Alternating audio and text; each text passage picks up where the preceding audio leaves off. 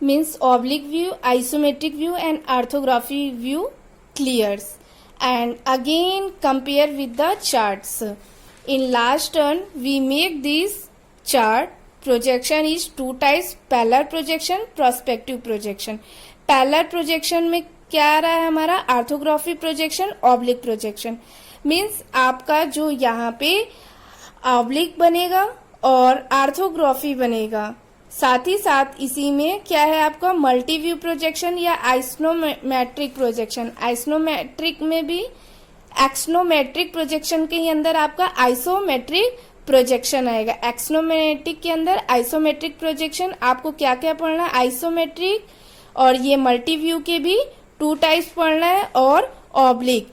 इन तीनों में ही आपका क्या हो जाएगा, ये वाला फिगर आएगा. इसमें रेस जो होगी सामने सामने जाएगी. पर इसको ऑर्थोगोनल कब बोलेंगे या ऑर्थोग्राफी व्यू कब बोलेंगे, ऑर्थोगोनल या इसी को क्या बोलते हैं हम लोग, ऑर्थोग्राफी. जब 3D को हम लोग 2D में रिप्रेजेंट करते हैं. अगर 3D को 3D में ही रिप्रेजेंट करते हैं तो ये ऑब्लिक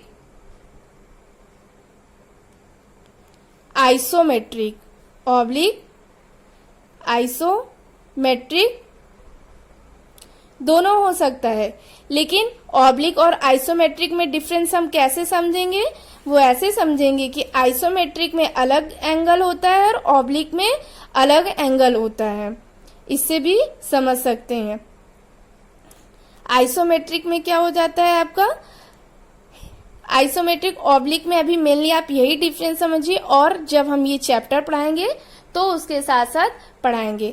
आप ये तीनों चीज को देखते हुए आप कह सकते हैं कि जितने भी आपके पिक्टोरल व्यू थे, मीन्स जिसमें ये एंगल पे देता है, तो जितने भी आपके क्या है वो पिक्टोरल व्यू है, उन सब में क्या हो जाती, ऑब्जेक्ट की एक्चुअल साइज नहीं मिलती. शेप देखने में तो सेम है कि इसमें भी क्यूब लग रहा है, इसमें भी क्यूब मिल रहा है, पर ये डिफरेंट एंगल देने से जो इसकी एक्चुअल लेंथ होगी उसमें क्या हो जाएगा, हमारी चेंज हो जाएगी. एक्चुअल लेंथ मीन्स किसी चीज की लंबाई जैसे 40 है, अगर हम उसको एंगल पे इंक्लाइन करेंगे तो एक्चुअल में वो 40 हमें नहीं होगी, उससे ज्यादा कम जो होगी आपकी हो जाएगी. लेकिन अगर हम उसी को 40 mm को स्ट्रेट लाइन ड्रा करेंगे तो वो हमारी एक्चुअल या वास्तविक लंबाई ट्रू लेंथ में मिलेगी. इसीलिए कह सकते हैं कि ऑर्थोग्राफी प्रोजेक्शन का यूज इसलिए हो जाता है कि 3D को 2D में रिप्रेजेंट करने के लिए, साथ ही साथ इसमें जो भी ऑब्जेक्ट की एक्चुअल साइज होती है या डायमेंशन होती है वो पूरा मिलता है. और जो आपकी ऑब्लिक और आइसोमेट्रिक व्यू होता है उसमें क्या हो जाता है, ऑब्जेक्ट का क्लियर ट्रू शेप दिखता है, बट साइज जो होती है वो एक्चुअल नहीं होती है, उस साइज से छोटी हो जाती है. आई थिंक अब आप लोगों को बेसिक आइसोमेट्रिक, ऑब्लिक और ऑर्थोग्राफी व्यू में डिफरेंस समझ आया होगा.